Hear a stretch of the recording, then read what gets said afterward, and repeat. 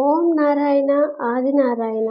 భగవాన్ శ్రీ వెంకయ్య స్వామి వారికి నా హృదయపూర్వక నమస్కారములు. పారాయణ గ్రంథం భగవాన్ శ్రీ వెంకయ్య స్వామి వారి లీలామృతం. రచన సేకరణ సాయి శ్రీనివాస్ గారు. గాత్రం కుసుమ. సమర్పణ మండవ రవికాంత్. ఈరోజు ఎపిసోడ్లో మనం తలపూరు వేలూరు రాజపనాయుడు గారి అనుభవం గురించి తెలుసుకుందాం. ఒకసారి స్వామి ముదిగేడులో ఉన్నప్పుడు రాజపనాయుడిని వెంటనే రమ్మని కబురు పంపించారు. ఆ రాత్రికి రాత్రి వెంటనే బయలుదేరి వచ్చాడు. రాజపనాయుడిని చూసి, స్వామి నీవు వచ్చావు, ఇంక పర్వాలేదు, గండం తప్పిపోతుందిలే అన్నారు. రాజయ్యకు చాప ఇచ్చి పడుకోమన్నారు. రాజయ్య పడుకొన్నాక స్వాధీనం లేకుండా పోయింది. తెల్లవారుజామున మెలకు వచ్చేసరికి స్వామి పెద్దగా బుసలు పెట్టడం వినపడుతుంది. రాజయ్య కళ్ళు తెరవకుండానే వింటున్నాడు. 1 గంట తరువాత ఎడమ పక్కకు తిరిగి పడుకొని కళ్ళు విప్పు చూసేసరికి స్వామి గుండం నిప్పులు సదరంగా చేసి నిప్పులపై కూర్చొని ఊగుతూ బుసలు పెట్టినట్లు కనపడింది. కొద్దిసేపు చూసి మళ్ళా కళ్ళు మూసుకున్నాడు. మరలా మైకంగా నిద్రపోయాడు. తెల్లవారి రాజయ్యను నిద్రలేపి, నువ్వు తొందరగా ఊరికి పోవాలా, ఇక్కడ ఉండకూడదన్నారు.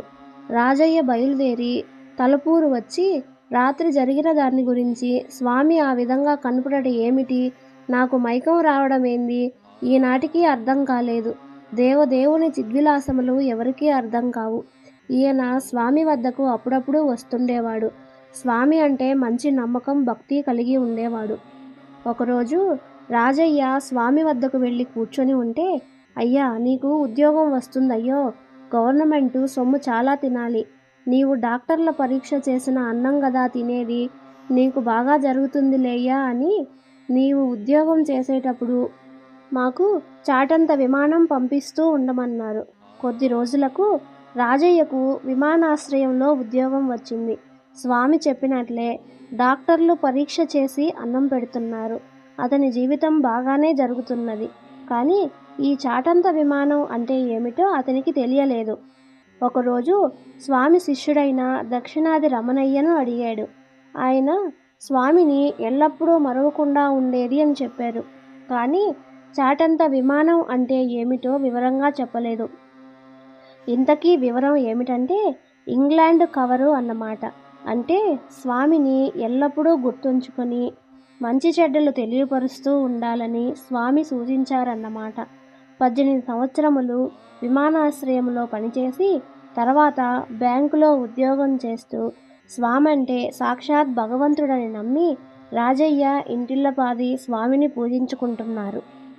ఒకరోజు స్వామి ముదిగేడులో ఉన్నప్పుడు లింగాల రమణారెడ్డి గారి తల్లికి బ్లడ్ క్యాన్సర్ వచ్చి బాధపడుతున్నప్పుడు స్వామి వద్దకు వచ్చి తన తల్లికి చాలా రక్తం పోతున్నదని, చాలా బాధపడుతున్నది, ఒకసారి చూడమని అభ్యర్థించాడు.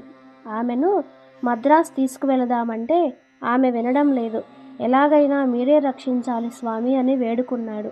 ఆ మాటలు విన్న స్వామి, నేను మళ్ళీ వస్తాను, మీరు పొమ్మని చెప్పి పొద్దుపోయాక వచ్చి చూసి, ఈమెను 6 డాక్టర్లు చూస్తున్నారు, పైగా ఒక ఆయన ఇంజెక్షన్ చేస్తున్నాడు, ఈమెకు 3 రోజులకు బాగవుతుందన్నారు. అదేవిధంగా 3 రోజులకు చనిపోయింది. స్వామి చెప్పింది ఆమెకు ఆ బాధ నుండి విముక్తి కలగటం అన్నమాట. ఇదే బాగవటం అని అందరూ అనుకున్నారు.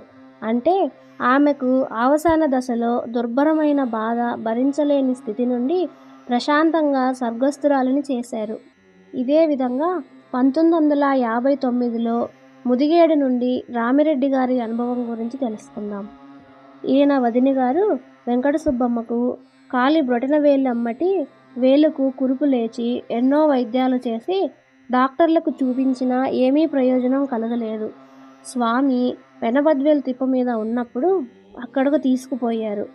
ఆమె ఆ రాత్రికి అక్కడే ఉండి మరునాడు పొద్దున్నే స్వామి నదిలో కట్ట వేసుకుంటూ ఉంటే అక్కడకు తీసుకుపోయి ఈమె కాలి మీద గుళ్ళ చూపించారు.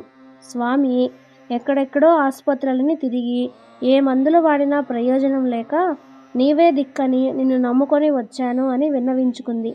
ఆమె బాధను చూసి, అదేమి చెయ్యదులేమ్మా, 4 రోజులలో మానిపోతుందని ఆ వేలుకి దారం 3 చుట్లు చుట్టారు. ఇక మానిపోతుంది. మీరు చక్కగా ఇంటికి పోండి అన్నారు. స్వామి వీళ్ళు ఇంటికి వచ్చిన 4వ రోజుకు చెక్కు కట్టి ఎండిపోయింది.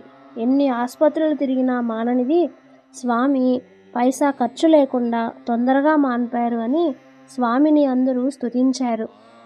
ఓం నారాయణ ఆదినారాయణ. ఈరోజు ఎపిసోడ్ ఇంతటితో పూర్తయింది. తరువాయి ఎపిసోడ్లో మనం 1959లో జరిగిన సంఘటన, ఆత్మకూరు తాలూకా మహిమలూరు రామయ్యకు జరిగిన సంఘటన గురించి తెలుసుకుందాం.